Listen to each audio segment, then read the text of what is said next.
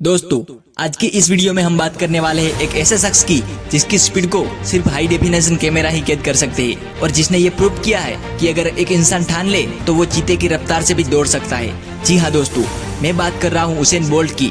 दोस्तों, आपको ये जानकर हैरानी होगी कि जिस गाँव में उसेन बोल्ट का जन्म हुआ था उस गाँव में ना ही बिजली थी और ना ही पीने का पानी था और उनका परिवार भी बेहद गरीब था। उसके बावजूद भी उसेन बोल्ट ने 3 ओलंपिक में 8 गोल्ड मेडल जीतकर ये साबित कर दिया कि अगर आपके अंदर दिल से कुछ कर जाने का जुनून है तो इस दुनिया में कुछ भी असंभव नहीं है। तुम्हें कोई नहीं रोक सकता, ना तुम्हारी बुरी परिस्थितियां और ना ही तुम्हारी गरीबी।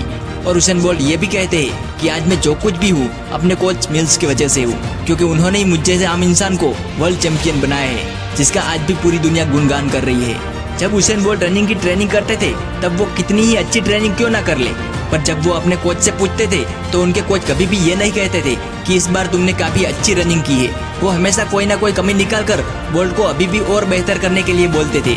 शायद एक कोच का यही काम होता है। और उसेन बोल्ट के कोच मिल्स ये भी कहते हैं कि अगर आपको कुछ बड़ा जीतना है तो सबसे पहले आपको छोटी छोटी हार को स्वीकारना पड़ता है, उन्हें पचाना पड़ता है, मतलब उनसे सीखना पड़ता है। इसके बाद ही आप चैंपियन बन सकते हो।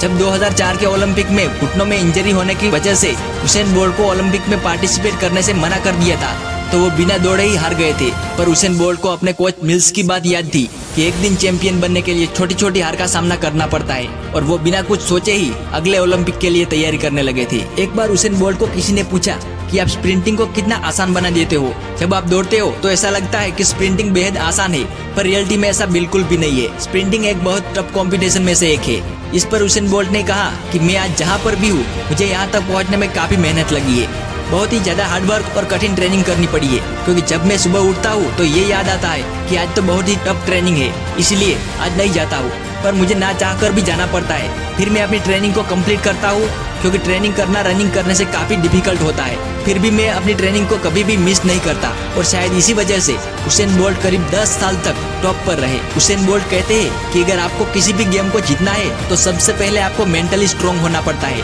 तभी आप कंपटीशन को जीत पाओगे। क्योंकि जब मैं रनिंग करने के लिए ट्रैक पर उतरता हूँ तो अगर कोई प्लेयर मुझसे ज्यादा दौड़ता है तो मैं उसे हारने के बारे में नहीं सोचता। हो सकता है कि आज का दिन उस प्लेयर के लिए बुरा दिन हो और मैं उसे कम बेहतर होते हुए भी जीत जाऊँ, इसलिए मैं हर एक कंपटीशन में अपने माइंड को पॉजिटिव और स्ट्रांग रखता हूँ, और एक प्लेयर की जीत के लिए ये बहुत ही जरूरी होता है। बीजिंग ओलंपिक 2008 में उसेन बोल्ट ने 100 मीटर की रेस 9.6 सेकंड में जीतकर रिकॉर्ड बनाया था, लेकिन रनिंग करते समय उसके शूलेस ढीले थे। तो उसके ऊपर स्टडी किया गया तो ये सामने आया कि अगर उनके शूलेस बंधे होते तो वो ये रिकॉर्ड 9.0 सेकंड में ही तोड़ देते।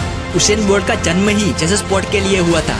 उनकी स्पोर्ट की फर्स्ट चॉइस थी क्रिकेट। वो बचपन में अपने भाइयों के साथ गांव की गलियों में क्रिकेट खेला करते थे, पर अपने क्रिकेट कोच की सलाह पर उन्होंने ट्रेनिंग करना स्टार्ट किया और उसी में अपना करियर बनाया।